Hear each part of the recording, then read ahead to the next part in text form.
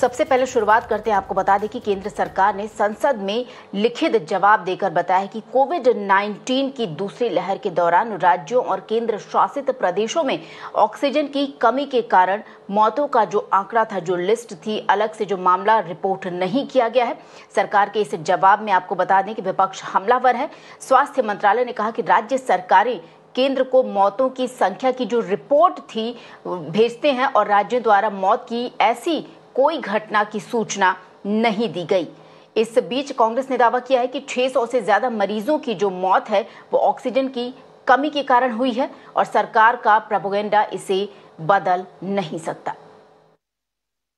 सभी लोग जानते हैं, टीवी में, मीडिया में, सब जगह देखे, ऑक्सीजन के कमी की वजह से कईयों हॉस्पिटल्स मरीजों को वापस भेजे हैं।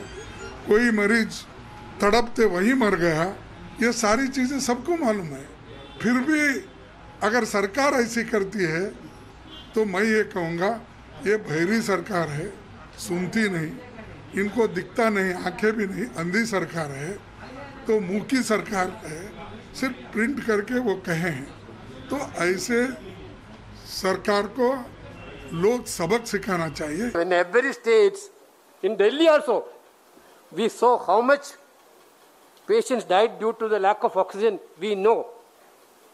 Actually, the minister misled the house. I will move a privilege against that minister, definitely. This is actually totally condemnable. भाई स्वास्थ्य मंत्री वही जानकारी देते हैं जो उनको रिपोर्ट मिलती है अन्य राज्यों से, केंद्र से और केंद्र शासित प्रदेशों से। अब दिल्ली जैसा राज्य अगर ये रिपोर्ट देता है कि हमारे राज्य में ऑक्सीजन की कमी से कोई मौत नहीं हुई, तो ये सवाल तो अरविंद केजरीवाल जी से पूछना चाहिए ना, जो टीवी पे आके चिल्लाते थे कि ऑक्सीजन नहीं है, हमारे पास ऑक्सीजन नहीं है। बिहार तो कभी नहीं चिल्लाया। हमारे यहाँ मौतें भी सबसे कम हुई हैं अन्य राज्यों की तुलना में। तो ये तो राज्यों की जिम्मेदारी बनती है कि वो सही जानकारी देंगे या नहीं दें। ऑक्सीजन की कमी की वजह से लाखों लोगों की मौत हुई है और सरकार अपनी पीठ को अपने थपथपा रही है और केवल झूठा बयान देकर और तानाशाही कर रही है।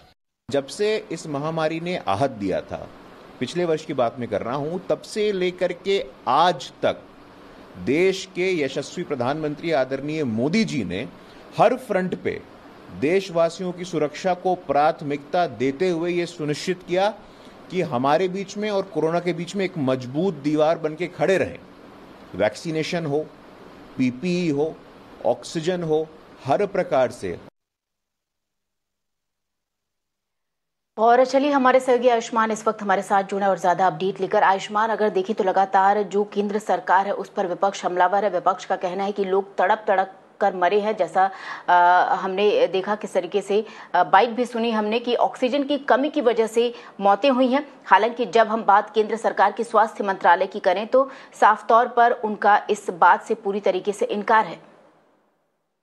देखिए श्वेता, ये आंकड़े केंद्र सरकार की तरफ से तब आए हैं जब दिल्ली में 23 फैमिलीज जो हैं, 23 परिवार जो हैं, वो अपने परिजनों को खोने के लिए एक लीगल लड़ाई लड़ रहे हैं। ऑक्सीजन की कमी से जयपुर गोल्डन हॉस्पिटल में 23 परिवारों के परिजनों की मौत हुई थी और उनको कंपेंसेशन जो मिलना है उसमें कल्पेबल होमिसाइड का केस जयपुर गोल्डन हॉस्पिटल के ऊपर चलना चाहिए, इसकी कवायद चल रही है।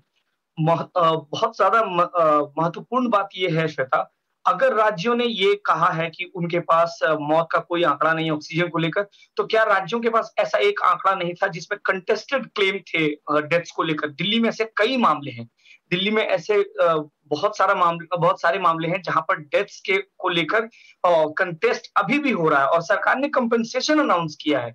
साथ ही साथ अगर आप बात करें तमिलनाडु की श्वेता, तो सीधे सीधे मुख्यमंत्री ने एक चिट्ठी लिखकर प्रधानमंत्री को यह बताया था कि 13 लोगों की मौत चेंगलपट्टू में ऑक्सीजन की कमी के कारण हुई है। तो ऐसे में क्या राज्य सरकारें सीधा झूठ बोल सकती हैं?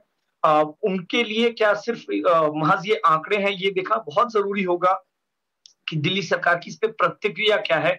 लेकिन मौजूदा स्थिति में आपको ये बता दूं कि राज्यों की तरफ से जो आंकड़ा दिया जाता है, सिर्फ वही आंकड़े को पब्लिश करना स्वास्थ्य मंत्रालय का काम है। लेकिन एक बहुत अहम बात यह है श्वेता कि अगर राज्यों में मौतें ज्यादा होती हैं तो केंद्र अपनी टीम भेजता है, राज्यों में केसेस ज्यादा होते हैं तो केंद्र अपनी टीम भेजता है। ऐसे में जब राज्य ये बताते हैं कि उनके यहाँ शून्य मौत हुई है ऑक्सीजन की कमी से, तो क्या केंद्र की ये जिम्मेवारी नहीं बनती है कि वो उस पर भी पूछे? अगर आप देखें महाराष्ट्र और बिहार की केसेस, तो बिहार में जब बैकलॉग डेथ्स को अपडेट किया जा रहा था, तो स्वास्थ्य मंत्रालय ने एक चिट्ठी लिखकर कहा कि आपको सही से अपडेट देना होगा, कहां से ये मामले आ रहे हैं।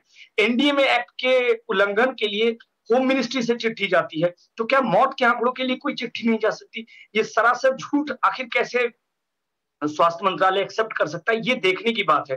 राज्य इस पर क्या कहेंगे, इस पर अभी भी हम जानकारी जुटा रहे हैं, लेकिन क्या स्वास्थ्य मंत्रालय सीधे सीधे इससे हाथ धो सकता है? क्या केंद्र सरकार सीधे सीधे इससे हाथ धो सकती है? ये बहुत बड़ा सवाल है श्वेता।